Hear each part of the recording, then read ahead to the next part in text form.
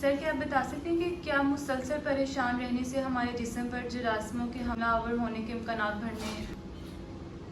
جی basically ہوتا ہے ایسے کہ کنٹینیوس اسٹریس اور انزائٹی جو ہے اس کی وجہ سے ہماری باڈی کے اندر مختلف قسم کے ہارمونز پیدا ہوتے ہیں جنہیں اسٹریس ہارمونز کہتے ہیں.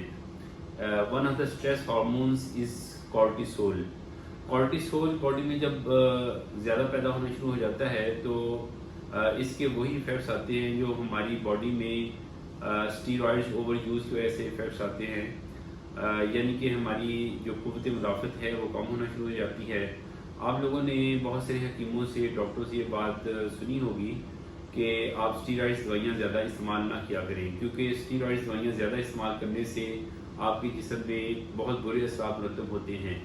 اسی طریقے سے جب آپ کرونک انزائٹی کا شکار ہوتے ہیں تو آپ کے جسم میں کورٹیسول لیول یعنی کہ اسٹیرائڈز کی مقدار بڑھنا شروع ہو جاتی ہے.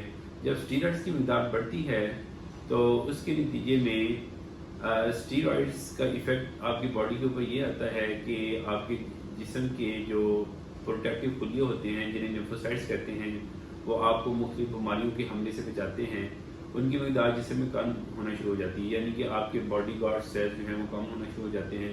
اس سے بہت سارے جراثیم جو آسانی سے آپ کے جسم کے اوپر حملہ آور ہو سکتے ہیں اور آپ کے جسم میں مختلف قسم کی انفیکشنز پیدا ہونا شروع ہو جاتی ہیں.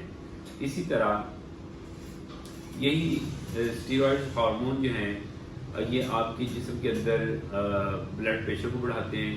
یہی اسٹیرائڈ ہارمون آپ کے جسم کے اندر شوگر کے لیول کو بڑھاتے ہیں.